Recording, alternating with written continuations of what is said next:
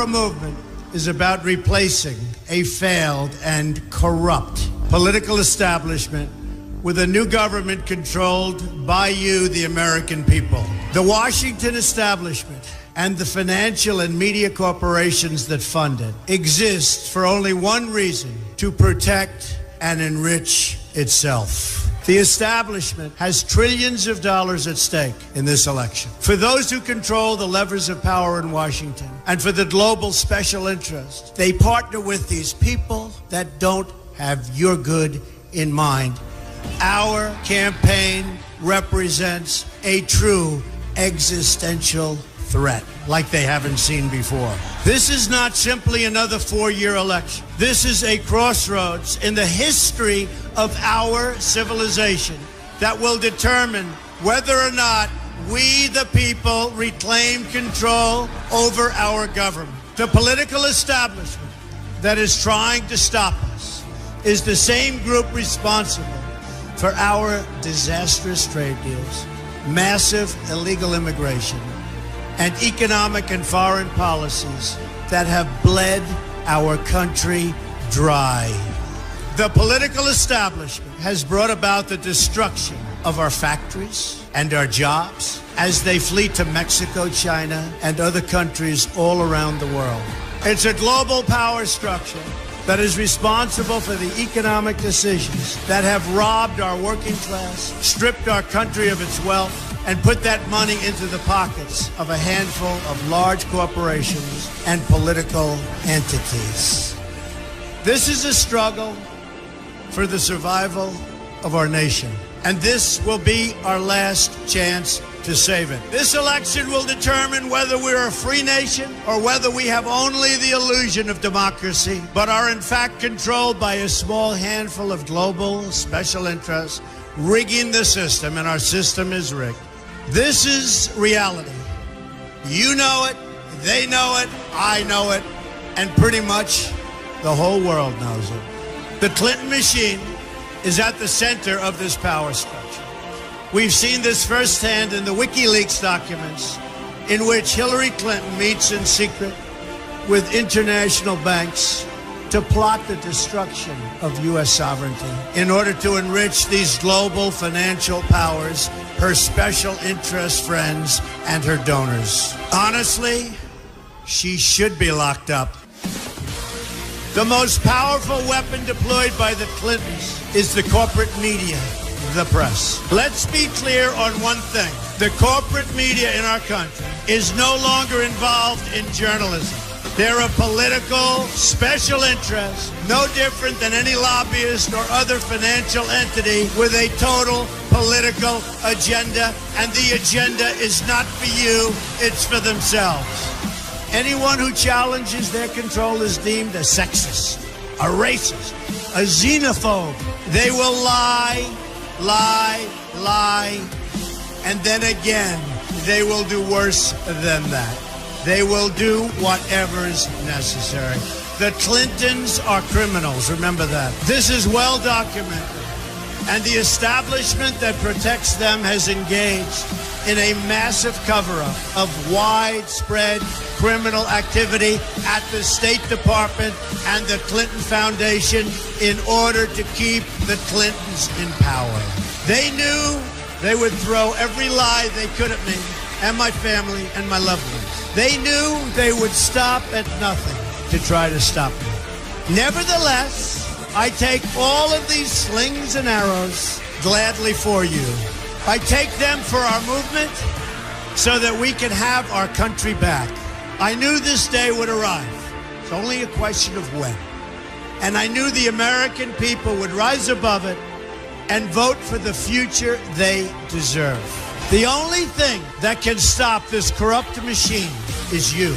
The only force strong enough to save our country is us. The only people brave enough to vote out this corrupt establishment is you, the American people. Our great civilization has come upon a moment of reckoning.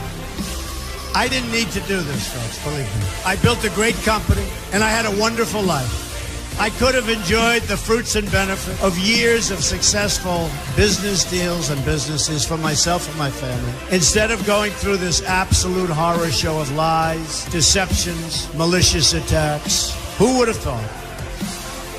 I'm doing it because this country has given me so much, and I feel so strongly that it's my turn to give back to the country that I love.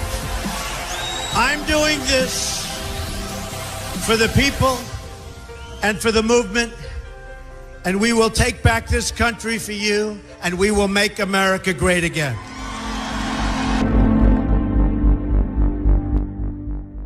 In the Old Testament of the Bible, the book of Proverbs 13:20 reads, "He that walketh with wise men shall be wise, but a companion of fools shall be destroyed." And without further ado, I would like to introduce to you the next president of the United States, Miss Hillary Clinton. And there she was, hubris-riddled Hillary Clinton and her crony crew celebrating a hard-fought, fraudulent campaign promising certain doom for the American Republic. What's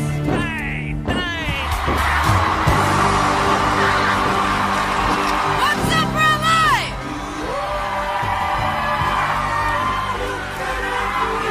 I am so very proud to be here today. Making it abundantly clear that this Christian nation will be transferred to a much darker power, a power where Hillary's spiritual allegiance lies, surrounding herself throughout the campaign with Hillary Clinton's spiritual base, Luciferians.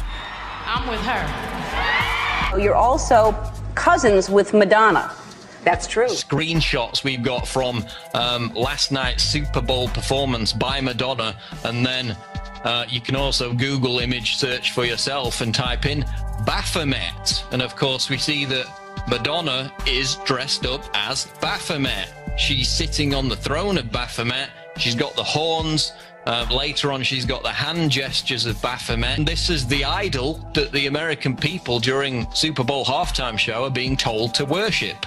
So, who's Baphomet?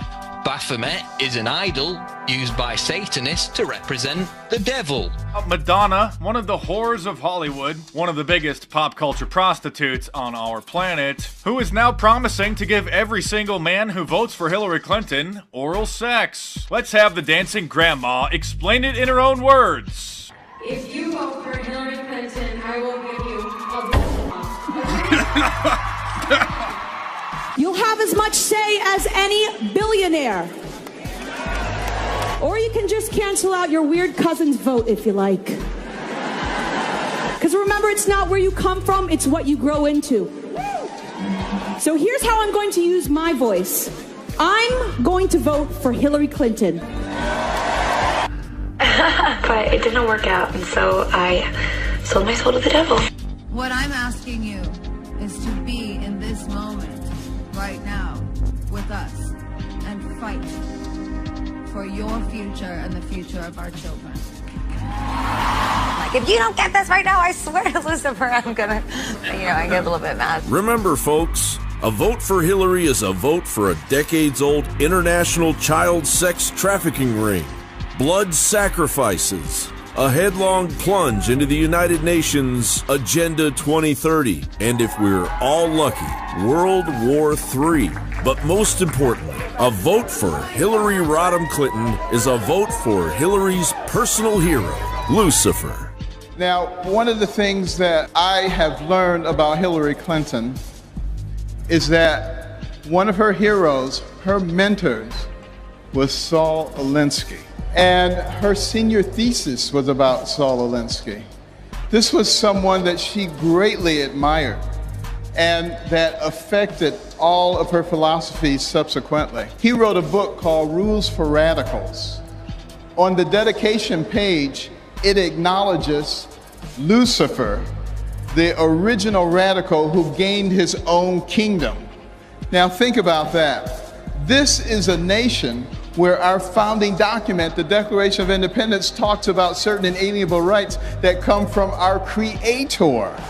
So are we willing to elect someone as president who has as their role model somebody who acknowledges Lucifer? Think about Many were expecting big celebrations inside Hillary Clinton's hotel this morning, but out here the sun is about to rise on a sobering day for Democrats. Devastated. Sad. They rejected Hillary Clinton in those areas. Sorry for the country. A sentiment that spread during those nail-biting hours in the Javits Center past 2 a.m. when Hillary Clinton's campaign chairman, John Podesta, finally told supporters to go home. I want every person across the country who supported Hillary to know that your voices and your enthusiasm means so much to her and to Tim and to all of us. We are so proud of you.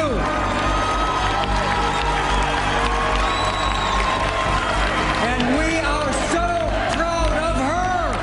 But few in the crowd were feeling proud of their country once it became clear Clinton would not be the 45th president. What will sadden me when this is over is the reflection I'll have to take on my neighbors, my friends, my co-workers who possibly went in the booth, closed the curtain, and voted for Donald Trump. Many expected to end this election night with a huge historic win for women. I have a 2-year-old niece, and today brought her into the election booth, and you know, we voted for an American president happened to be a female. I hope in her lifetime we'll have a female president. With a Republican majority projected in the House and the Senate as well, many Democrats are now looking for what comes next for them. It's so hard to believe that the country is as divided in such a severe way. Protests erupted across the Bay Area immediately after the results of the presidential election were announced. Hundreds of people took to the streets in Oakland, Berkeley, and in San Francisco. KPIX 5's Sandra Osborne is live at San Francisco State University, where students protested until the early morning hours. Sandra? And good morning to you, Kenny. Things obviously have quieted down a lot here, but there is still some graffiti left behind. In fact, the SF State sign right behind me here, the main one you see as you're driving down 19th Avenue, has some graffiti on it. We can't show that to you because of some profane language, but it is an anti-Trump message written in orange spray paint across this sign there. I do want to show you some of the damage left behind in Oakland this morning. About 250 protesters took to the streets, marching through the downtown area. This is video of the cleanup this morning. Oakland police say they're getting reports of several businesses vandalized late last night. We found some broken windows and graffiti on a building. We're told one protester has some serious injuries after being hit by a car when the protest continued on the Highway 24.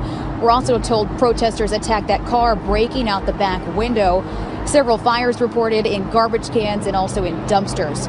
Now, here at the college, SF State, dozens of protesters gathered at the student union. Things a lot more peaceful here with chanting, protesters saying they will not be divided.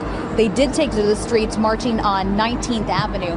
And again, things quieted down here around 4 o'clock this morning. Those protesters all went home, so we're looking at things quiet and peaceful to start off the day. However, again, we do still see some graffiti left behind, so there is some cleanup left to do.